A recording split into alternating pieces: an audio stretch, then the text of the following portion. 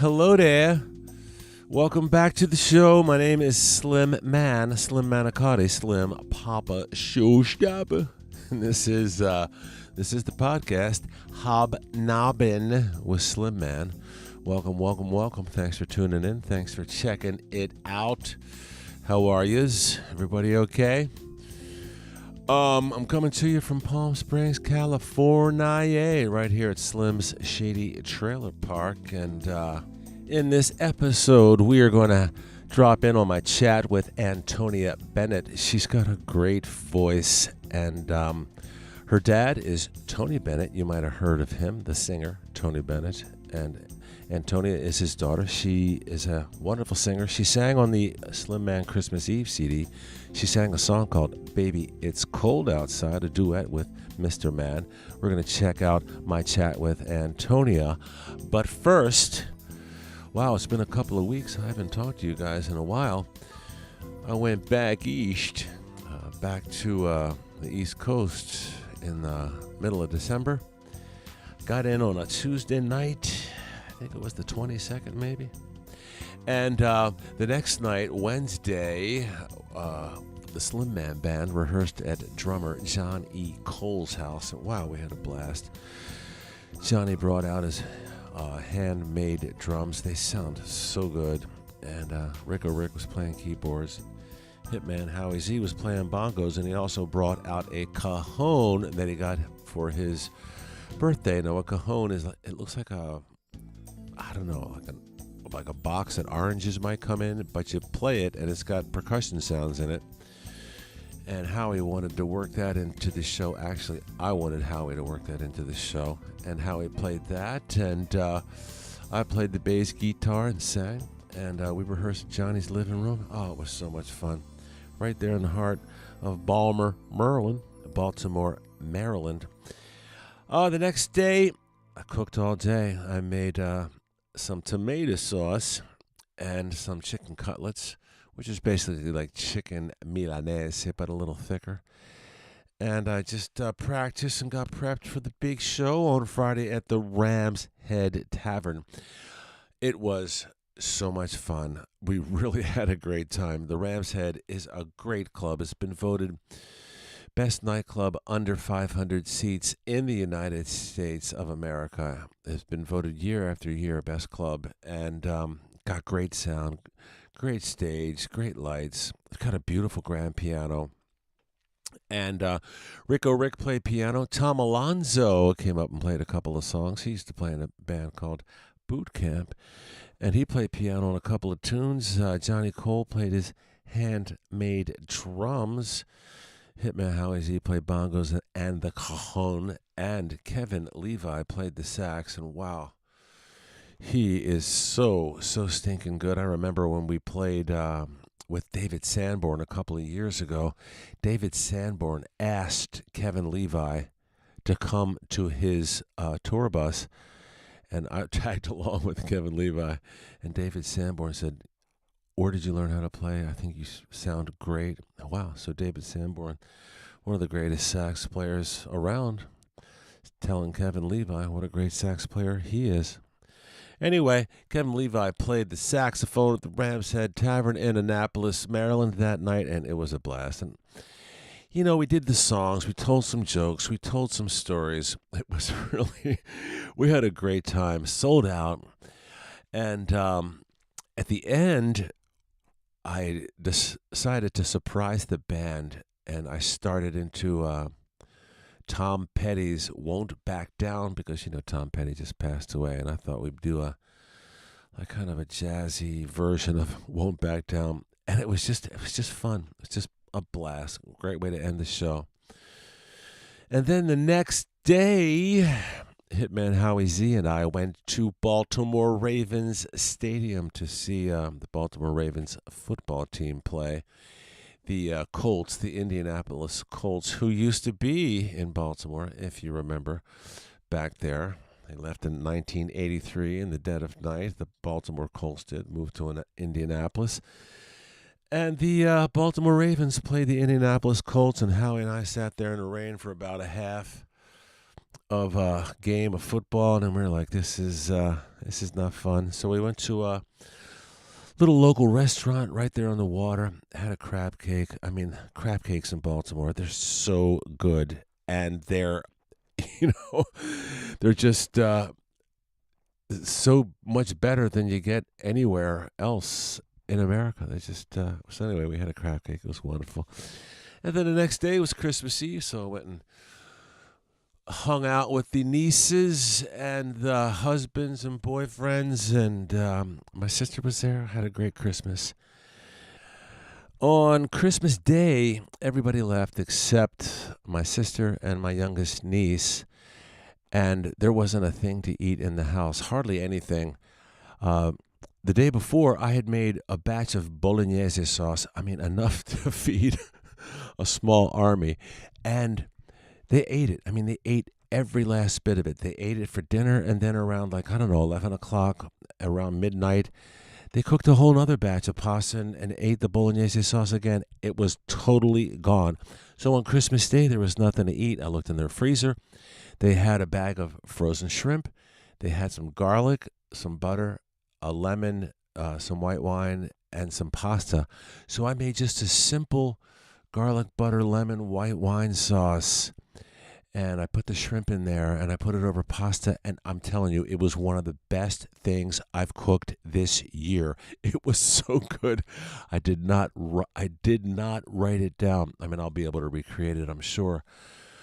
But it was so good. My sister ate everything. The niece ate everything. We ate the whole batch of this pasta. It was so good. I tried it a couple of nights ago with scallops, and it just didn't work. Something was wrong. It was too runny, the sauce was. Anyway, I'll figure it out. Anyway, the shrimp scampi on Christmas Day was delicioso. And a couple days after Christmas, we did a show at La Scala, which is the best Italian restaurant in Baltimore, bar none. It's owned by my friend Nino. And once a year, we do a benefit there for the Mount Washington Pediatric Children's Hospital. And it's a place where I used to volunteer. I volunteered there for about 8 or 9 years. And we did a benefit at La Scala. I sang a bunch of Sinatra and some Dino and some Nat King Cole. And they have a bocce ball court, an indoor bocce ball court on the lower level of the restaurant. And they cover that up, and they put tables down there, and we do the show down there, and it's just a lot of fun. So we just did some Rat Pack stuff and raised a bunch of money for the hospital. It was wonderful, it really was. And then I flew back from Baltimore. I left, it was 20 degrees, and I flew back to Palm Springs, California. And on the way, when the plane ascended, my ears popped, and I couldn't get them unpopped. It was like I couldn't hear. It was like I had a towel wrapped around my head, and it was, I've flown a million times. It's happened to be a bunch of times, but I always, you yawn or you swallow, or whatever you do, and it always, clears out your ears. But this time they did not clear, and it was kind of scary.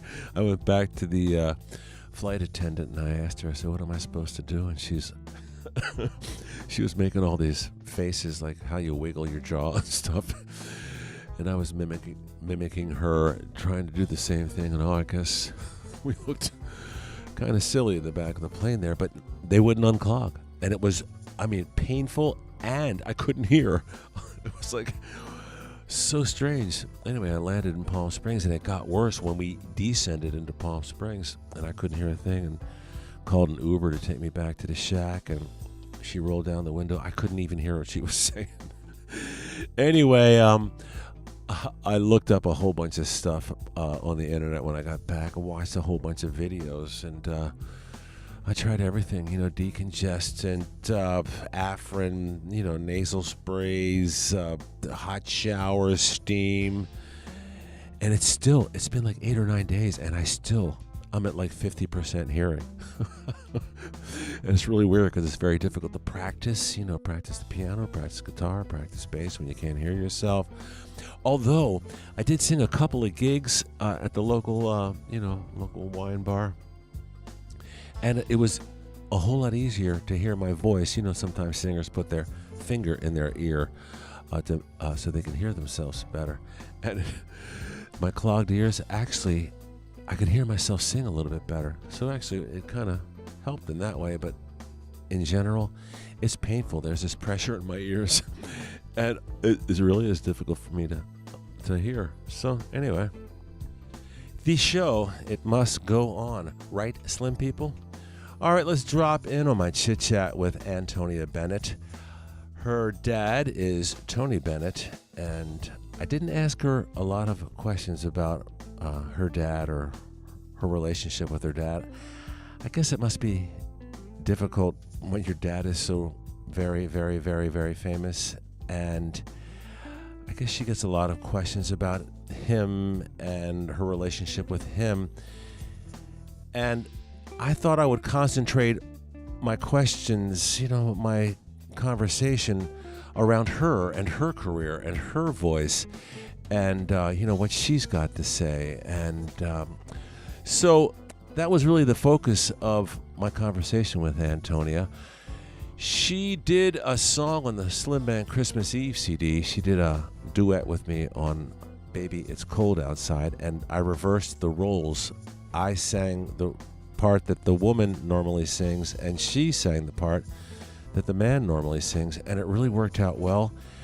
And it still to this day gets a ton of plays. And so I hadn't talked to her for, 7 years or so. And then I found out that she was coming out here. She and her dad, Tony Bennett, were playing at a casino out here. So the day before the show, she got in, and we had a chat in an outdoor cafe outside of the casino. So let's check it out. It's Hobnobbin with Slim Man and Antonia Bennett.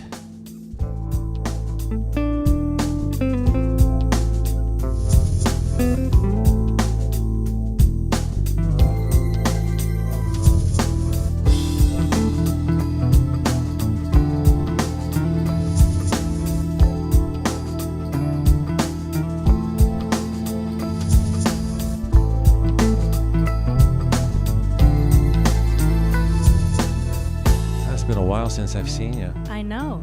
A lot of years now. 2008.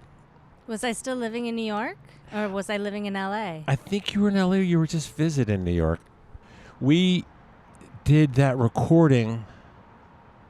What was the name of that studio on 57th Street? NOLA. It's not there anymore. Yeah. I know. I was looking for it on the internet, and I was like, "Where is NOLA?" That was such a cool studio. Didn't the guy say like Ella Fitzgerald recorded there? And everybody. So Streisand. many people did their first recordings there. I wonder why a recording studio like that closes up. There was a whole thing about it. Basically, I think that is the Steinway building. Yeah. And there actually is like a story. I don't have the story right, so you'll have to do your own homework. But basically, the building had been bought, and there had to do something with, getting, for them to leave, or, the rent laws there. I don't know what it is. But it ended up working out that they just closed the doors there. But it's such a shame because that place... That was a piece of history. It was a piece of history, yes. It really was. And it was just so wonderful to, first of all, to go into a studio like that and to record the way that we did, because a lot of folks don't do it that way these days. Mm-mm. You know what I mean? You don't get into a studio and actually look at somebody. Until the track is done. Yeah, right. Look somebody in the eyes and do a little duet in the same room at the same time. But it was fun. I remember, didn't we go out... We went out to, where? Trattoria dell'Arte? We went to Trattoria dell'Arte, which is right across the street from Carnegie Hall. Uh-huh. And then we went down to my friend Spike's club, didn't we? Smalls. Oh, yeah, right.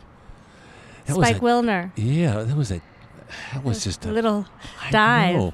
But he has so many great musicians that come through that place, that play there. I always wonder how these guys are paying the bills.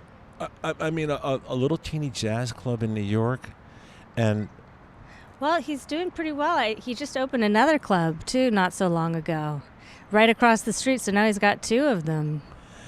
Yeah, a lot of the clubs, like the jazz clubs in New York, I think for people who go to New York, who've never been there before and see these jazz clubs, they're expecting something different. Like when you go to the Village Vanguard and you walk down, you're like, this is it? This is right, yeah. Yeah. Totally. Because it's the names are so huge. I mean, just the Village Vanguard and all those and the places. History. Yeah, and the history is so deep and immense. And then you actually walk into the club, you're like, hey. Well, you know how you were saying that you liked New York when it was a little bit grittier. And, I mean, jazz clubs are a little bit like that. You might look at it and think, this isn't a glamorous life. But for somebody who loves to do that, it's really a good life. Yeah, but the music scene and jazz has changed so much. Especially... Like on the East Coast, it's a totally different kind of jazz than on the West Coast. Totally. And it has been that way for a long time, right? Like you think of like Chet Baker and what he was doing was just like it was like the smooth mellow. Jazz of his time. Yeah, it was totally mellow. And then you go to the East Coast and it's just these guys got edge, you know what I mean? They're edgy. Yeah. It's just a totally different vibe than it was, East Coast, West Coast has always been... East Coast always seemed to be edgier, grittier, kind of more, I don't know, avant-garde. Maybe it's not the right word. Well, I just think that a lot of the rhythm sections in LA, there's tremendous musicians here. And there's been in the past so much studio work that guys out on the West Coast have gotten very good at playing very, very clean and very precise. And it's become a style, and it's a beautiful style. But if you're looking for something that is a little bit, maybe it's slightly off or quirky, then you're probably your better bet is to find an East Coast rhythm section. But I will say that there's great musicians on both sides of the coast. Yeah, it's a different kind of musicianship, though.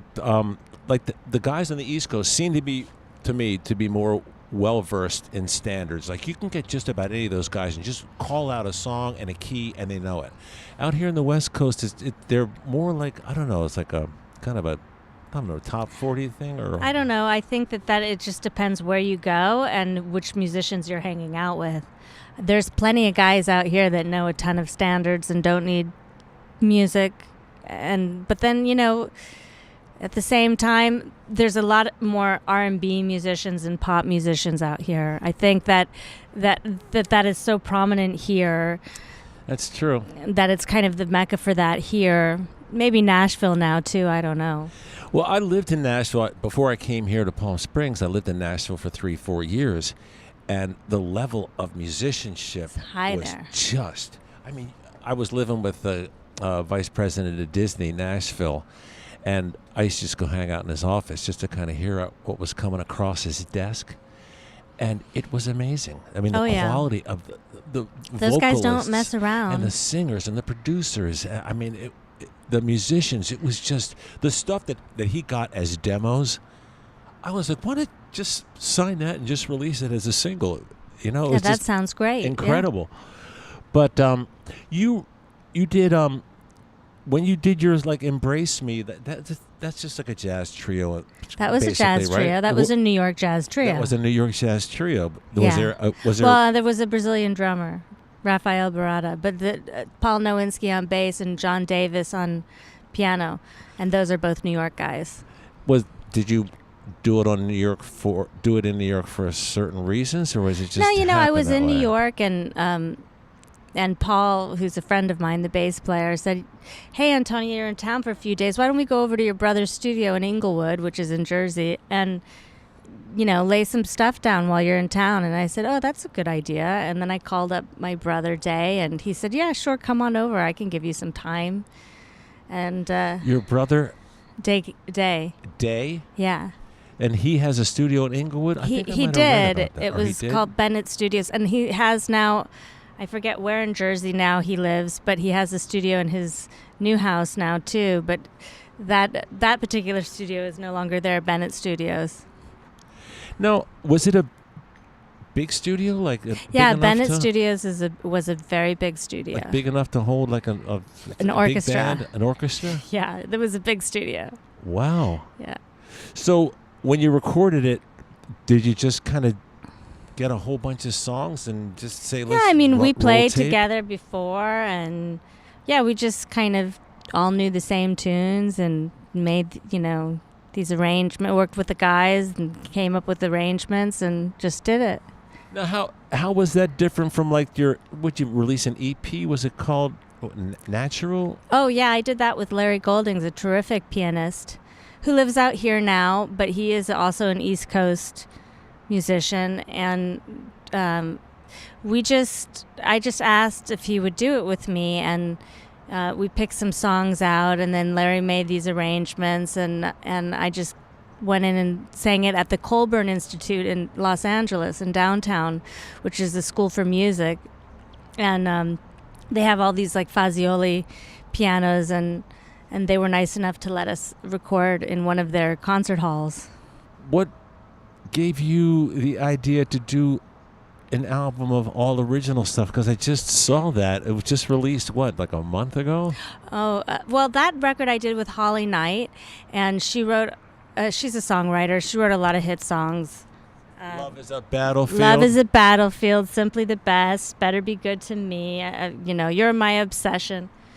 And, she and I became really good friends. And then, she has also, as well as being a great songwriter, she has a tremendous amount of knowledge and ability as a producer. And so she produced that record for me and did a tremendous job. And we wrote a lot of the songs together. And there's some other songs on there that I didn't write that... There's one song on there that she wrote with Eric Brazilian. And no, he wrote If God Was One of Us. Yeah. So, Holly Knight, you've known her for a while, because when we were doing the Baby It's Cold Outside, you had mentioned her back Oh, I then. did? Yeah, that was about 9 years ago, Wow. obviously. So yeah, we've known each other a long time. Now, how did you get to know Holly Knight? Well, we met through this guitar player, and he just had introduced us and said, I think you guys could write some good songs together, and the rest is history. Did you want to be a writer? Yeah, I always liked songwriting. I never felt or thought of myself as a prolific writer. I'm really good with melody, and I'm good with ideas, but I'm not really great at finishing them. So I'm better with like a Nashville writer that you can like tell a story to, and then they'll make everything rhyme and put it together. So, but you've just worked mostly with Holly Knight, in terms of like these songs that were on the new CD, right? Yeah, mostly with her. And I mean, I really never wanted to be a performer. I always wanted to just write songs, just because I thought it would be kind of nice to be like anonymous and not have to go out. I think you shared that with me once before. When I first started listening, when I was a kid, it was like Louis Armstrong. I was like 5, 6 years old, and I just automatically assumed that if someone was singing a song, that they wrote it. It wasn't until later that you figured that it I out. figured, like, hey, like the Beatles, like a lot of their stuff, like when I was listening to Roll Over Beethoven by the Beatles, I'm just thinking everything was written by then. And then when I figured out, what, people are writing songs for other people, I was just, blown away. And then when I got signed to Motown as a songwriter, all of a sudden, you look at all these songs by Holland Dozier Holland. Those three guys wrote, so many huge smash hit songs for those Motown artists.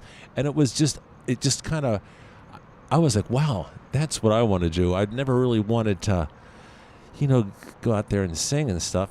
So you started off as a singer, though, right? I started off as a singer. I always sang as a kid. I always sang. My dad would invite me up on stage, and I'd sing with him. And I still feel more than anything that I'm a singer. And I think that, it's interesting what you're saying, because I really truly feel like it's a lost art to interpret a song, because now I think the industry really expects you to do everything. They expect you to dance, play guitar, play the piano, sing, whatever, do I don't know. They want you to do it all. And there's a lot of great, really talented people out there who can do it all. But I do think that taking a song that somebody else wrote and really making it your own and telling the story and making it true it's an art into itself. Yeah, it's interesting that you have all these shows that, like The Voice, and where you've come across these really good singers, but very few of them make it big. And there's always, I think what's lacking is you have singers who are great singers, but just because you have a great voice doesn't mean that there's going to be a connection there. People like Bob Dylan, he doesn't have a great voice, but it's what he's saying, and you know what I mean? But you can go on the other side, like Adele. She does have a really strong voice, and I think that her songs really, connect with people. But singing is, it is a lost art. I also think that a lot of it has to do with the fact that people don't buy records anymore, and that these large companies that used to bankroll these huge careers and invest a lot of money into development, that's not what they do now. They want you to come to them as a fully established artist, ready to go, right. And that's when they'll bankroll you. Otherwise, you're not really going to get. You could go to a bank and take a loan, and it would be a better deal for you. Yeah, that's interesting, because you're right. I was at a showcase in Nashville. There's a million showcases in Nashville, like every night. Mm-hmm. And I was at a showcase with one of the guys from Disney, one of the guys from Interscope, and I was asking them like, what are you looking for? Like, what are you listening for? And they said, the first thing they said, well, first we look at their numbers. I'm like, what do you mean their numbers? Yeah, Instagram, Twitter, Facebook, right? YouTube views. They said, yeah, because we want the people who have already developed. And I'm like, well, aren't you guys into artists and development? Like, no, that's what management companies do that now. Right. It was they so sign strange. These kids to management companies. Then you have to, it's a very interesting thing that's happening. In a lot of ways, I think that it's going to come out better, because people are going to take more time to develop them, and there's going to become artist management that really comes in and develops these artists. And so I think it's all going to work out and be fine. But we've been in flux, since everything changed in the 90s, and we've been in flux since then. And, everybody's looking around to see where it's all going to land, That's one of the problems, isn't it? Like, it's just everybody has a CD out. I mean, there's just so many people are just recording albums, putting out CDs, that it's, how are you ever going to cut through the... I think that, you just, again, I think that people are really expected to do more. It's not enough just to be an artist. You really have to have the drive to be able to do all the other stuff as well. Do you think that it's taken away from songwriting, from singing? Do you know that artists now are so focused on, producing their own CDs, being their own engineers, being their own social media managers, being their own managers, being their own label, that a lot of the songwriting and singing and actual talent and practice and honing of the craft is gone? Well, I think a lot of people get lost in the shuffle. But on the other hand, there's so many talented people out there, and, music is one word, but music business is another. That's two words, and so one really doesn't have to do with the other. But what do you mean? One doesn't have to do with the other. I mean, business is business. Music is music. You could go to a club in the middle of nowhere and hear a great band and walk away going, wow, that was a great band. And regardless of whether that band is making any money or not, you can still walk away knowing that you had an experience and that you liked it. And it really has nothing to do with the other part. The other part is important because if you can't make a living, it's then hard to keep going and do what you want to do.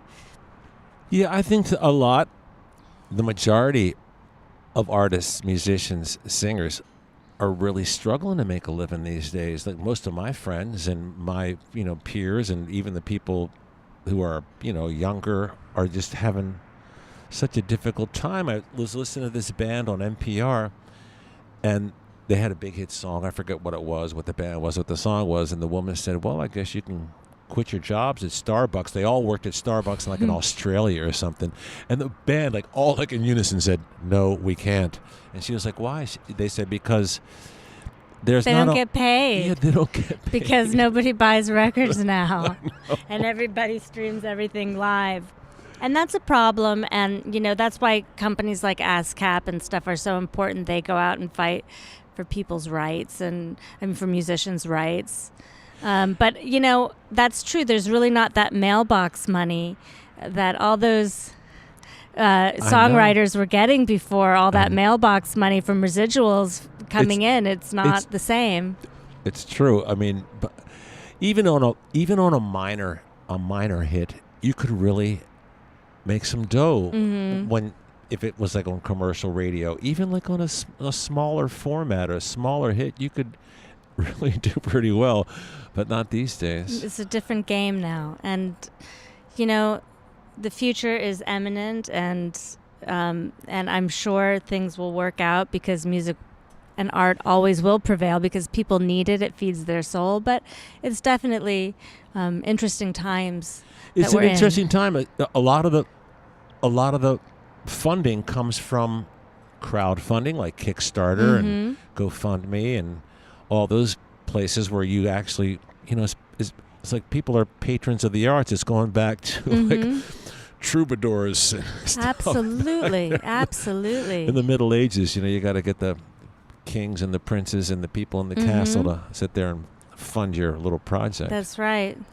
It's a whole new world. Do I remember Louisiana in your past? Well, my mom's family's from Louisiana. And how many brothers? So my mom is one of 12. Yeah. Your mom is one of 12? Yeah, I have 32 first cousins on my mother's side. I know. It's crazy. That's wild. Yeah. And were you raised in Louisiana? No. I was raised in Los Angeles mostly, and but I did have a lot of cousins and aunts and uncles around that also lived in L.A., so that was good. Do you get back to Louisiana? Only to Shreveport when we're doing gigs at the casinos, really, and sometimes New Orleans for Jazz Fest, which is awesome. That is the most unique state, one of the most unique states. I mean, until you actually go there and spend some time there, Louisiana is just a hoot. I know, it's just such an amazing... different. The music's really good and really different. The food is really good and really different, too. That's right. The cuisine there is just like this mishmash of, I don't know, French and... everything. It's so good. So, the casinos, do you like the casino whole... That's a new thing, isn't it? Well, not for me. I've been singing in casinos with my dad since I was a little kid, but the Indian casinos are fairly new. Yeah. And the riverboat casinos and things like that. I mean, it's all very familiar to me because I kind of grew up that way. It's a strange vibe, isn't it? Well, for me. You know what? I think I love traveling and going to new places and seeing things, but when you're on the road, sometimes you don't get to see that much, and you can get trapped in your hotel room, and you really have to make the effort to go outside and breathe the air. And in casinos and places like that, it can sometimes be trickier because they're these large places and you're walking around forever before you find an exit.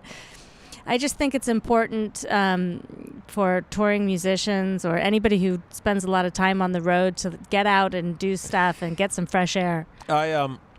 for as long as I've been doing the Slim Man thing, which has been years and years, what I do, like the first thing I do when I plant myself in a hotel, I just put on my jogging shoes and I get out and I just like do circles around and figure out where I am, what the feel That's of the great. place is, what the lay of the land is, where I am, and what's happening, because you get lost. And you can hibernate real easily, and then and that's not good. When you just sit there and you get to the hotel, you go to your room, and and there you're like watching TV, which is something I never rarely do. Yeah, I never do it when I'm home. I never watch TV. I rarely watch TV when I'm home. But when I go on the road, it's like, okay, I got a TV, and all of a sudden you're like flipping through the channels, and it's like this vast wasteland. I mean, I'm not missing anything. Well, you know what I do? I will say that I have recently gotten into, and is the Netflix. I'm really into Netflix, so I do the Netflix on the road now too, because now with a baby at home, when I'm home, there's none of that. I go to sleep with her at 8:30. I'm so tired, but when I'm on the road, then I stay up, and so I get sucked into Netflix series. And how old is your kid? 18 months. 18 Yeah, she's months. 18 months. Wow, that's a handful. My sister had 5. That's a lot. And I used to babysit. When she had her first one, it was by cesarean, and she couldn't, do anything for 2 weeks. A while, and and her husband was the breadwinner, so he had to go to work. So she's like, "Slim, can you?" And I'm like, "Yeah, That's sure." great. So I went there for 2 weeks while she convalesced. Yes. And I would, change diapers, and it really wasn't so bad. It's not like I enjoyed it, but I was like, "Hey, this ain't so bad." Oh, it's so nice. And then, actually, it's hard, sometimes when they don't sleep. I got really lucky. Mine slept through the night from the beginning. And I didn't know, you hear all these horror stories about postpartum, and I didn't know how I was going to feel, or if I was going to be a great mom, or I had never changed a diaper before. And I really enjoy it. I really enjoy being with her and spending time with her. And it's by far the most fun I've ever had is with her. I bet. Me being around the kids was great. I did the first one right, and I said, "Look, whenever you have another kid, I'd be glad to do it right." And she had number 2, like every 2 years, like clockwork. Like it was like, okay, 2 years kid, 2 years kid. At one time, when the 5th kid came around, I had baby 2, 4, 6, and 8. An infant, and then. She couldn't do a thing. Yeah, to have all those kids in diapers, that's really. My God, yeah. I was. I have friends that have 3 kids or more, and I have one, and I find it hard to get things done, and I think, oh my goodness, how do they do it? But I guess you figure it out, and. But there's no joy like it. I mean, I don't have kids of my own, but my nieces and nephew, they're like, they're my joy, like totally. And watching them grow up, and they're so happy, and yeah, and they really do increase the joy in your life. So 2008, that was 9 years ago the last time I saw you. So you got married, had a kid. What are you looking at now? I mean, I'm working on a record now. Another one? Another record. Didn't you just release one? Yes, I'm working on another record. And it's also, it's more of a traditional sounding record, but there'll be a lot of originals on it. And I'm working with this Australian label called Alfie, and I'm working with a lot of Australian musicians on it. I actually just came back from Melbourne. I was there, and I did a week of shows at a really nice club over there called Bird's Basement, and worked a little bit on the record, and Is it going to be the same kind of stuff of the last record? No, it's going to be like a small ensemble record with some standards and some songs that are originals.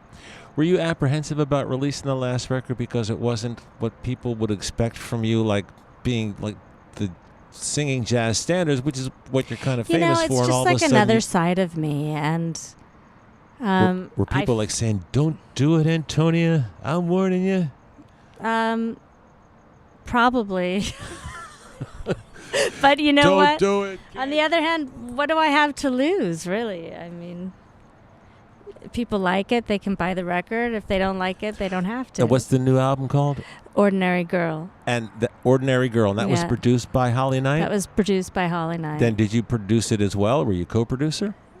No, I mean, she was the producer on that record. I mean, we worked together on a lot of stuff, but she's out here. But she was the driving ship on that, yeah. She's out here though, right? She's in Los California? Angeles, yeah. And do you like it out here? I do. I like I like it everywhere, but I like being in the warm weather.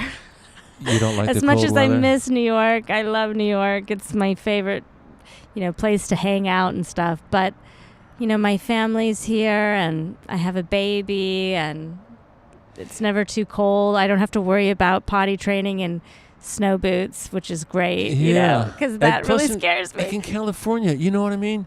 You can be on the mountains in a couple of hours. Exactly. You can be in the desert in a couple of hours. You can be in the beach in a couple of hours. You have a lot of options. Yeah, you can be at the wineries and the vineyards in a couple of hours. So you like it out here? I do. When you sing, like with your dad, is there something that you do like before every show? Is there a meal that you like to have? Is there a routine that you go through? No, I don't like to eat very much before a show. Usually what I'll do is I won't eat lunch, and then I'll come back from sound check around 3:30, 4 o'clock, and I'll have lunch. And then I don't eat dinner before the show, and then I do my scales and put my makeup on, and that's it. Yeah. I feel like I spend so much time putting hair and makeup together that's already, it's that's a whole other thing. That the hair and makeup. Yeah, that guy. I'm so jealous with male musicians because they don't have to deal with that really. I remember when I first heard your voice. It's true story. I was in my little apartment in Baltimore, and I was listening to some radio station or something, and I heard your voice, and I was like, who was that? So I had to it was like 2007, 2008, and I looked you up, and I'm like, Antonia Bennett, and I didn't really know that your dad was Tony Bennett. I just loved your voice because I've always loved that kind of girly Ella Fitzgerald, Billie Holiday kind of Ricky Lee Jones vibe, and you've got that so much, and I was like, wow, she would be so great to do a duet with. That was so much fun. And then, so you had a manager, right? Was it the same guy you have now? No. Yeah. You had a manager, and I'll never forget. So I'm like, okay, I want to do it in New York. She goes, okay, well, she'll be in New York at this time, and that's why I said, okay, let me find a studio, and I found the Studio NOLA, and then I said, can we take a couple of photos? And he's like, well, you're going to have to. Oh my goodness! You're gonna have to pay for hair and makeup. I'm like, what? No! Like, oh my God! That's like, terrible. So, and then when we got to New York, I'll never forget. I went. That was probably much more normal than you'd expected after having spoken to him. Yeah. I was like, okay, all right. So, but when I got to New York, I stayed at my cousin's apartment, and I went uptown, and right before the session, I figured I'd get a massage, and I got this shiatsu massage in this place. It was so strange. This woman, they put a sheet over your body. There's no skin to skin contact, and then she had a pole going the length. She steps on you. Did you go to the Osaka Health Center? I don't know what it was. Yeah, it was that's on a really 57th good Street. one. Yeah, I've been there many times. And they walk. They beat the living hell out of you. Back. But it's so good. I know. I loved it. I know. And then we went and we did the session, and then the guy said, why don't you guys go out and have a couple of drinks, and I'll do the tweaking and stuff. And then we went out to Trattoria dell'Arte and had a couple of beverages and went back, and it was a blast. It really was. I mean, it was just so nice to record in a studio and not have to, be your own engineer and do your own recording and set it all up. You just hire somebody, and you're like, okay, fellas, you guys take care of it. I'm gonna sing. You guys do your thing. It was was nice. But I read that you went to acting school. Is that Lee Strasberg? When I was a kid, yeah. Oh, when you were a kid, Yeah. did you want to be an actor? I enjoyed it. I enjoyed acting, and I never really. I mean, I was so much into the music that I never really pursued it past, the school plays that I did there, and in other high school things and stuff like that. But yeah, it was great training, and I definitely bring a lot of that stuff into the things that I do on stage. Was it helpful with your music and your singing and your stage stuff? Absolutely. All of those songs are like little monologues. And even, after I moved to the East Coast and when I was in New York, I was still taking acting classes and bringing songs into class and working. There's a lot of people think you just go out there and work, for 90 minutes a night and you're done. But there's a lot of preparation and things that go into really making yourself a good performer and telling a story and getting people to connect with you. Now, were you living in New York when you're going to Lee Strasberg's little thing? I did spend a summer going to Lee Strasberg in New York as well. And did you go to Berkeley? Is that Berkeley College of Music in Boston, yes. And how was that? That was great. It was a great experience. I loved it. You did? Mm-hmm.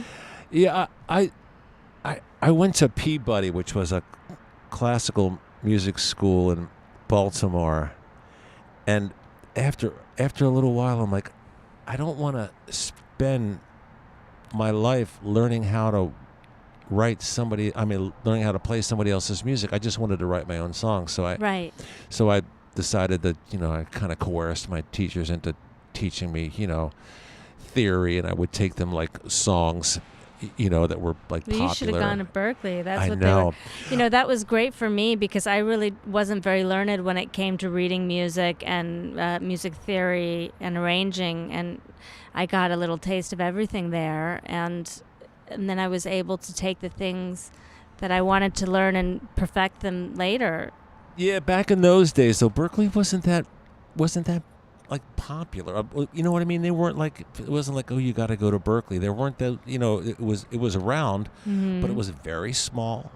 And I know a couple of guys that went there, but it wasn't, mm-hmm. it wasn't like, okay, well, it was a jazz school primarily when it first started. Yeah. Now it's a pop school. I mean, they put out mostly working pop musicians more than anything. I know a lot of those guys and gals that come out of there are really good. And that's one of the things that I really value about having gone there is the relationships that I made. I still have relationships with a lot of musicians that I met from there, and they're all over the world. And, I've found those relationships very beneficial.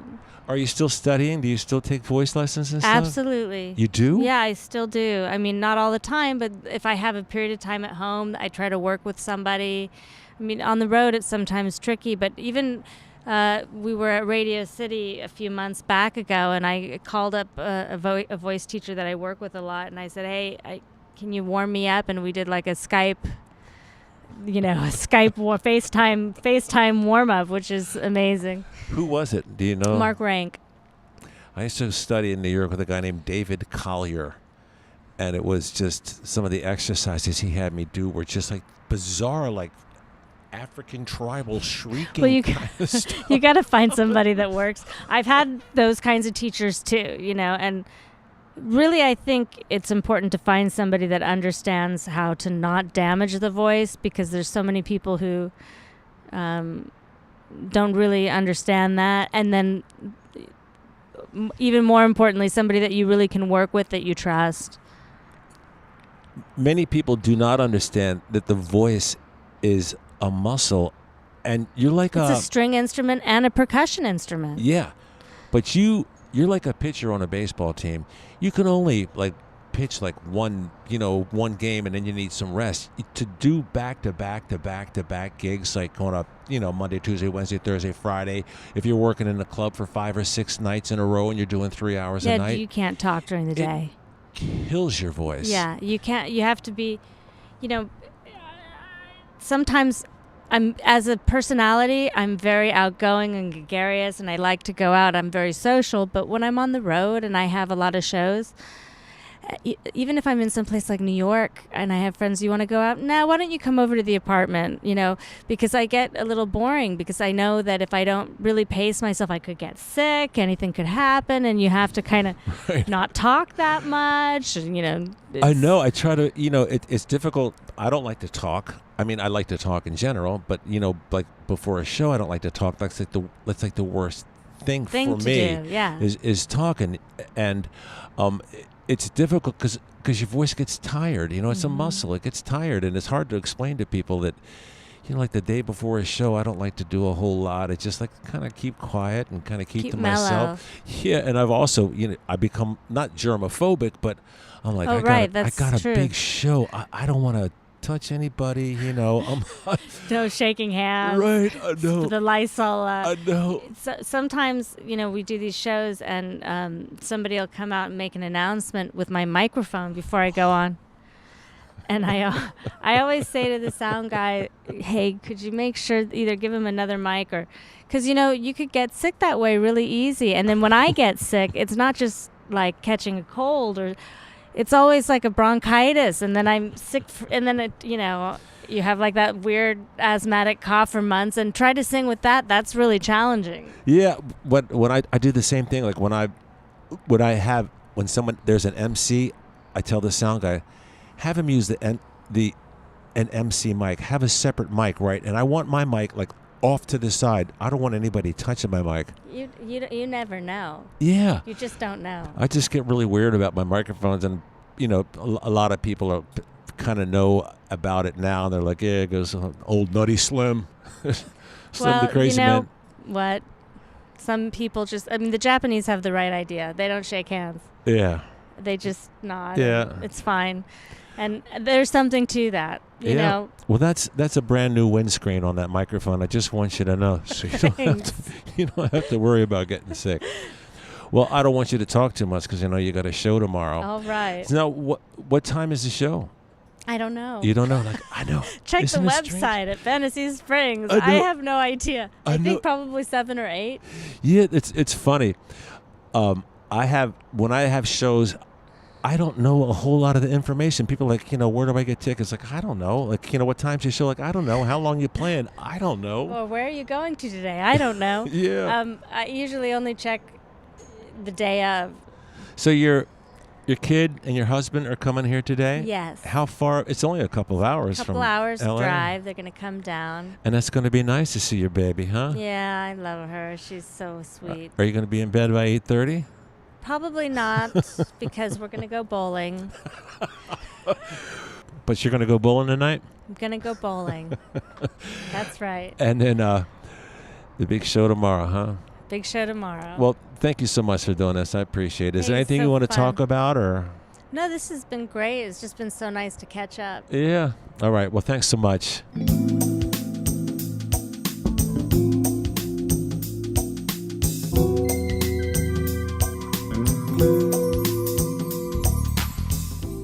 Well, there you have it, Slim people. That was my chit-chat with vocalist Antonia Bennett. We did that conversation in a cafe outside of a casino right here in Palm Springs, California.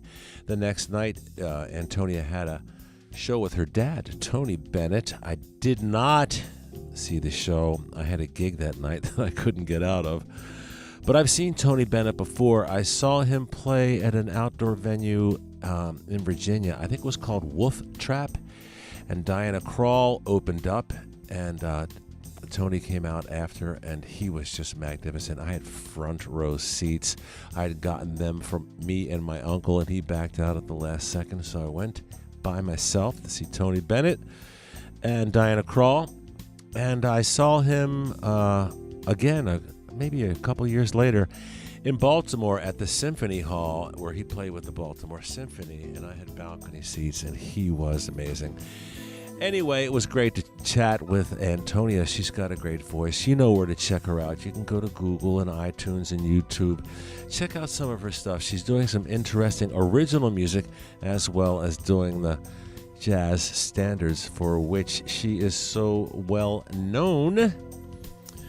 All right, I had a request, Slim people, but the microphone will not fit. No, I had a request from Tony in California. I think it's Santa Cruz. And she, yes, Tony is a she. She wanted to hear a song called Starlight, Star Bright, a song that was originally released on the Closer to Paradise CD, which was the second Slim Man CD. Don't worry, nobody else has heard of it either. It was also released on the Slim Man Live CD, the live recording we released, a couple years ago. And we're going to listen to the live version, ladies and gentlemen, recorded by Paul and Leslie Doty. Great sound engineers. A great recording they did on the Slim Man Live. Here's a song for Tony, Starlight, Star Bright.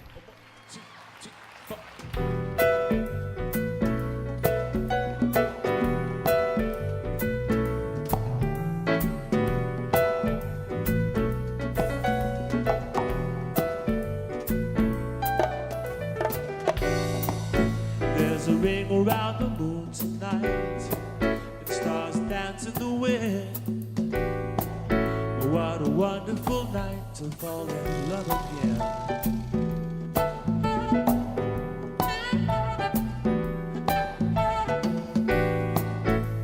The last time I lost my heart, it was a night just like this. That's the price that you pay for just one moment's bliss.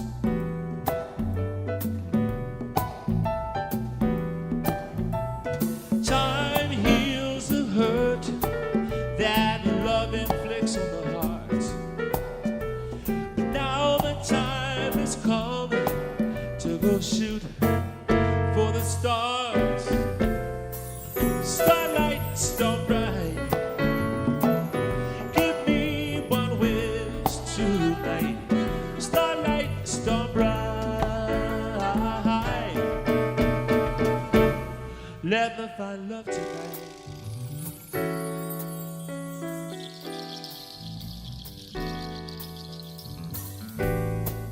As I'm gazing at the Milky Way, I write a letter of love. I got no one to send it but the moon above.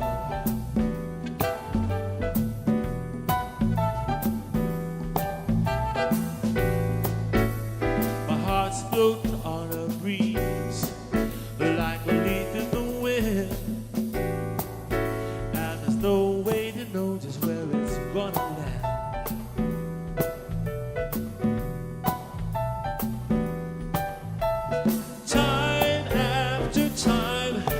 Love elusive side of my heart. Now the time has come to go shoot for the stars. Starlight, star bright. Give me one wish tonight.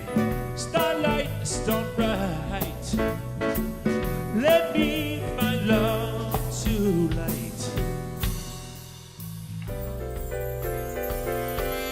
Let me find love tonight.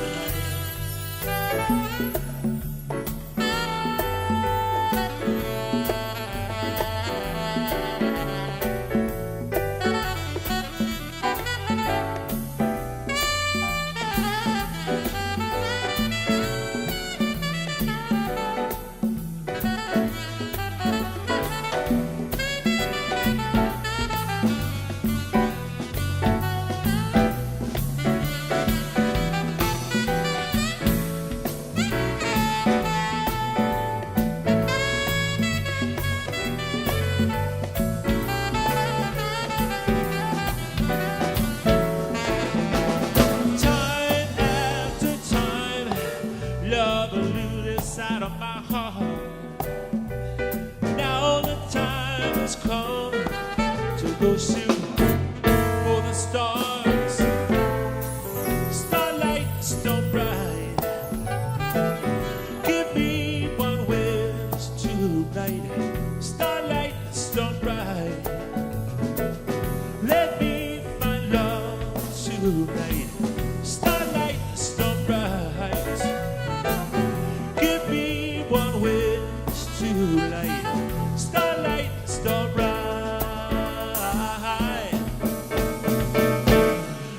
me find love tonight.